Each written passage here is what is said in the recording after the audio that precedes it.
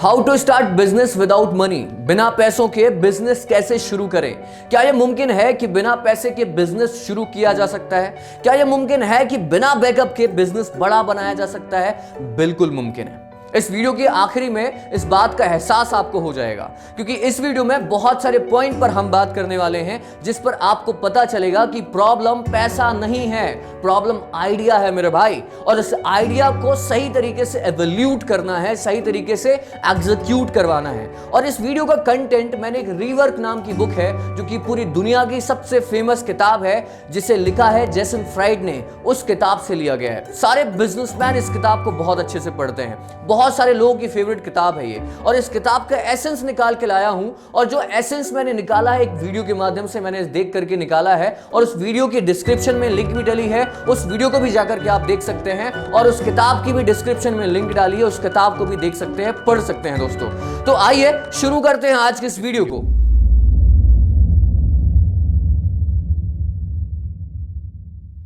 शुरुआत करते हैं एक फॉर्मूले के साथ, जो कि इस किताब से लिया गया है। फॉर्मूला है scratch the each with core minimum, fight passionately with less.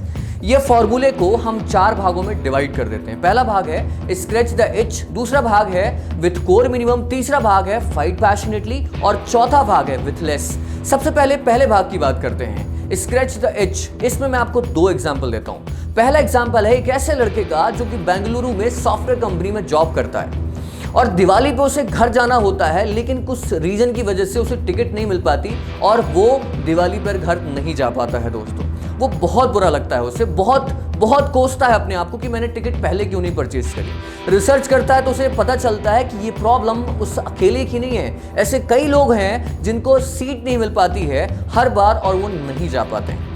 उसने प्रॉब्लम आइडेंटिफाई करी, रिसर्च करना चालू किया। उसने देखा कि पहला नुकसान उस बस मालिक का होता है जिसकी वो टिकट, जिसकी वो सीट जो है खाली रह जाती है। दूसरा नुकसान उस बंदे का होता है जो अपनी डेस्टिनेशन पे नहीं पहुंच पाता है। इस लूप को एक मिला करके एक एप्लीकेशन बनाया, और उसने ऑनलाइन टिकट बुकिंग प्लेटफॉर्म बनाया, जिससे कि बस की टिकट बुक करी जा सकती है। उस प्लेटफॉर्म का नाम है रेड बस दोस्तों। और आपको बता दूं, रेड बस के ऑनर हैं फणींद्र सामा। जी हाँ, वही बेंगलुरु का लड़का।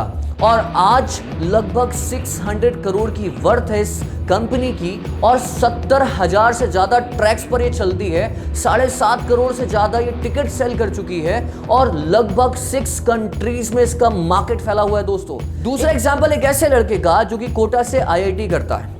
उसके दिमाग में एंटरप्रेन्योरशिप लेकिन घूमता रहता है। हर शनिवार और रविवार कोटा से दिल्ली जाया करता है, क्योंकि उसे घूमने का बड़ा शौक होता है। एक होटल में जाकर के देखता है, होटल के बहुत सारे कमरे खाली पड़े हुए हैं और खर्चा लेकिन मंथ का वही आना है। उसके दिमाग में एक आइडिया आता है, क्यों ना इन होटल्स को बुकिंग करने का एक प्लेटफॉर्म बनाया जाए। उसने वो रिसर्च करनी चालू करी और होटल्स को बुकिंग करने का एक प्लेटफॉर्म बनाया।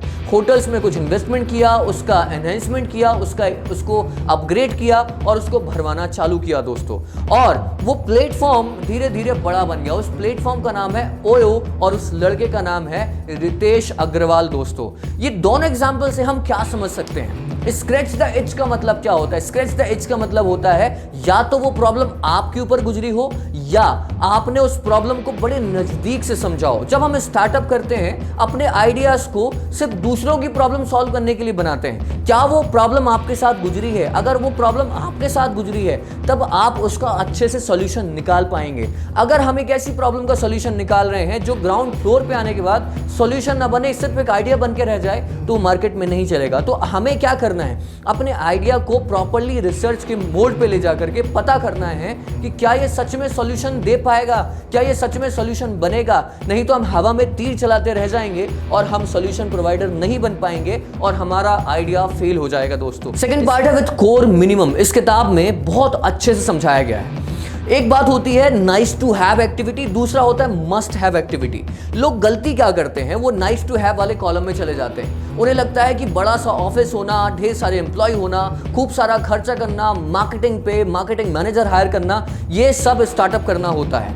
जबकि इस बुक में ऑथर कहते हैं ये सब बेफजूली की काम है, सिर्फ आपको मस्ट हैव में फोकस करना है। मस्ट हैव का मतलब क्या होता है? ऐसे काम जो आपके प्रोडक्ट को और अच्छा बनाए, ऐसे काम जो आपके प्रोडक्ट को ज़्यादा वैल्यूबल बनाएं, ज़्यादा पावरफुल बनाएं। आप एम्प्लॉय हायर करने के बजाय खुद काम कर सकते हैं। आप बड़ी बड़ी मार्केटिंग फर्म को हायर करने के बजाय छोटे छोटे टेक्नोलॉजिकल लेवल पे आप मार्केटिंग रिसर्च कर सकते हैं। आजकल बहुत सारी सस्ती सस्ती टेक्नोलॉजी अवेलेबल है जिन पर रिसर्च करके आप अपने बिजनेस में मस्ट हैव वाले कॉलम में आ सकते हैं और अपने बिजनेस को कम से कम में जितना अच्छा बना सकें वो आपको सोचना है और खुद मेहनत करनी है। और मैं आपको एक छोटी सी एग्जांपल देता हूं कि जितने भी बड़े बड़े बिजनेसेस मार्केट में आए हैं, चाहे वो आईफोन की बात करो, एप्पल की, या फिर फेसबुक की बात करो, वो सब अपने अपने घरों से शुरू हुए थे। और जब वो आइडिया इतना वैलिड हो गया तब जाकर के वो बड़े लेवल पे आए दोस्तों। तो आप अपने स्टार्टअप को, अपने आइडिया को आप अपने घर से, अपने गैराज से, अपनी छोटी जगह से, अपने दोस्त के ऑफिस से, वहां से शुरू कर सकते हैं। कम से कम में शुरू करिए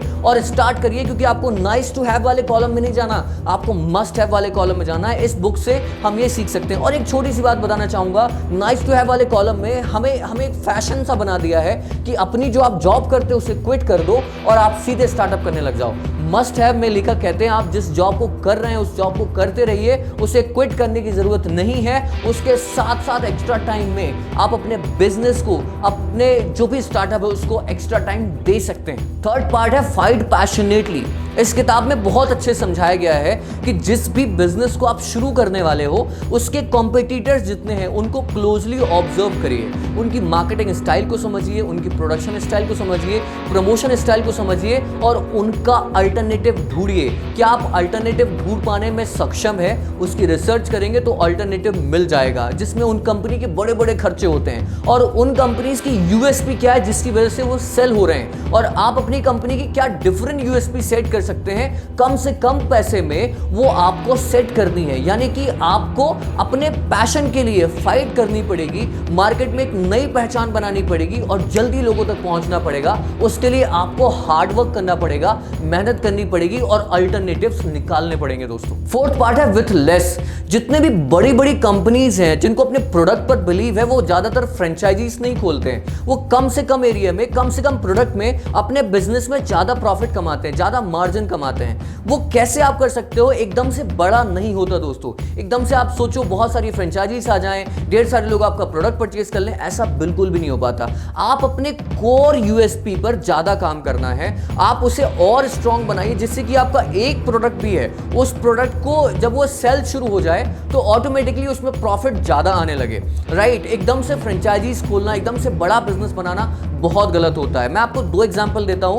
पहला एग्जांपल है कैम्ब्रिज यूनिवर्सिटीज और दूसरा एग्जांपल है हार्वर्ड यूनिवर्सिटीज। आप मुझे बताइए इन दोनों यूनिवर्सिटीज के कहीं आपने फ्रेंचाइजीज देखी हैं? कहीं आपने दूसरा मॉडल देखा है? नहीं देखा होगा। क्या लगता है आपको ये दूसरे फ्रेंचाइजीज मॉडल्स नहीं खोल सकते? वो उसी जगह पर क्यों बना के रखा है? उन्हें अपने प्रोडक्ट पे और उस दायरे पर विश्वास है। तो आप अपने आप को भी छोटे से दायरे से स्ट्रॉन्ग और मजबूत बना सकते हैं। आपको एकदम से एक्सपेंशन की जरूरत नहीं है, एकदम से बड़ा फैलाव की जरूरत नहीं है। सबसे ज्यादा जरूरी है अपने प्रोडक्ट पर पकड़ होना और उसको और अच्छा वैलिड करना और स्ट्रॉन्ग करना।